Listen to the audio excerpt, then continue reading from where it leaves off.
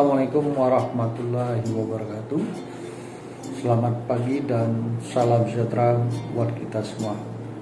Para mahasiswa yang saya banggakan, pada kesempatan hari ini, di pagi yang cerah ini, kita sudah selayaknya tetap bersyukur kepada Tuhan Yang Maha Esa, karena meskipun kita masih dalam masa pandemi, kita tetap bisa dapat belajar meskipun dengan metode daring ini.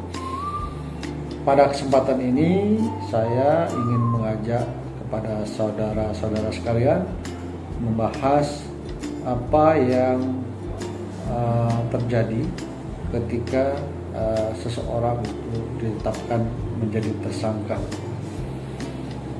Nah, dalam hukum acara pidana, ketika seseorang mengalami kerugian atau mengalami korban tindak pidana, dia memiliki hak untuk menuntut agar si pelaku itu diproses dengan secara hukum sebagaimana mestinya.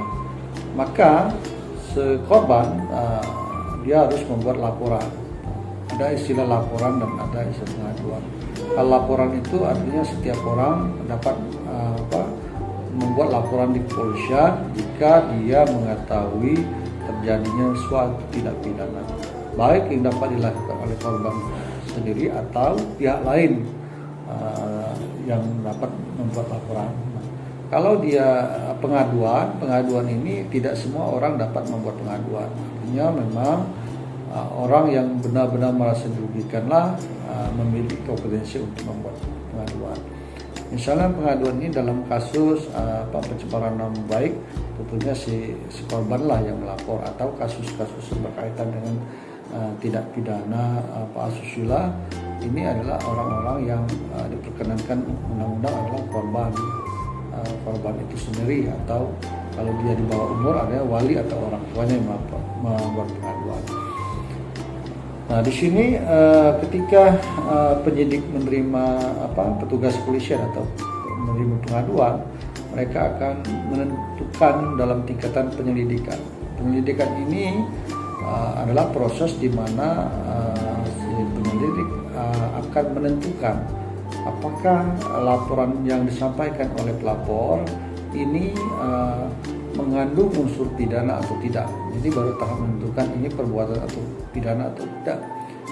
Misalnya kalau hutang piutang di mana salah satu prestasi tidak dapat melakukan kewajibannya karena sesuatu hal, ini merupakan suatu perbuatan pidana. Atau misalnya sengketa hak di mana misalnya 1 hektar tanah dikonflik oleh 2 orang yang sama-sama merasa berhak dan memiliki alasan. Maka dalam kasus ini tentunya yang dibuktikan dulu adalah siapakah yang paling berhak dalam tanah itu. Nah, ini sengketa kepemilikan, dan ini lebih pada ranah perdata. Nah, kalau di kepolisian dia lebih pada kasus pidana, misalnya seseorang yang menjadi korban penipuan atau harta bendanya digelapkan oleh seseorang, atau misalnya seseorang yang mengalami tindak pidana pemukulan atau pengeroyokan. Ini jelas kalau dalam kitab undang-undang pidana sudah diatur, dan ini tentunya bukan suatu perbuatan pidana. Penganiayaan oleh seseorang misalnya jelas itu kejahatan terhadap tubuh bukan suatu bagian bentuk kejahatan yang dapat dilaporkan oleh si korban atau orang lain yang mengetahui tindak pidana tersebut. Nah, ketika proses penyelidikan ini penyidik akan meminta keterangan saksi-saksi, keterangan korban sendiri, kemudian bukti-bukti yang berkaitan dengan tindak pidana tersebut. Setelah lengkap, penyidik akan berkeyakinan itu cukup bukti, akan meningkatkan status menjadi penyidikan. Dalam proses penyidikan ini artinya penyidik tinggal menggali lebih lanjut siapakah yang dapat dipertanggungjawabkan atas perbuatan pidana tersebut. Jadi mencari si pelakunya, siapa yang dapat bertanggung jawab. Nah, ketika penyidik meyakini ada pelakunya, maka pelaku tadi dapat ditetapkan tersangka. Ketika seorang menjadi tersangka, tentunya penyidik juga memiliki kewenangan terhadap tersangka, yaitu melakukan kewenangan untuk melakukan penahanan. Dalam hukum acara pidana, misalnya seorang penyidik dapat melakukan penahanan itu paling lama 20 hari untuk kesempatan pertama. Jika dia merasa belum cukup, maka dia meminta perpanjangan kepada penuntut umum, dan penuntut umum dapat memberikan perpanjangan selama 40 hari ke depan. Jika masa itu sudah lampau, maka ini hukum harus dikeluarkan. Namun biasanya penyidik sebelum batas waktu yang ditentukan itu, maka penyidik sudah melimpahkan berkas kepada pihak kejaksaan untuk diteruskan penuntutan di muka persidangan.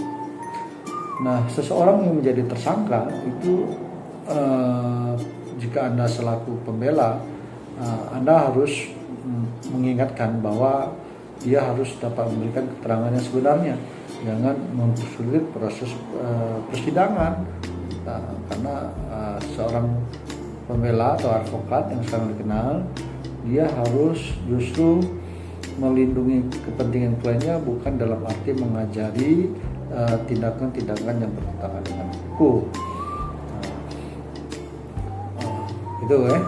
Nah, yang kedua, seorang tersangka meskipun dia tersangka bukan berarti dunia ini kiamat, dia tetap mempunyai hak. Jadi dalam hukum kita ini ada azas presumption of innocence. Jadi azas seseorang itu dianggap belum bersalah sebelum putusan pengadilan tetap. Mungkin demikian materi kita pada hari ini, materi singkat yang saya sampaikan. Lebih lanjut saya minta kalian pelajari lebih dalam. Sekian dan terima kasih. Assalamualaikum warahmatullahi wabarakatuh.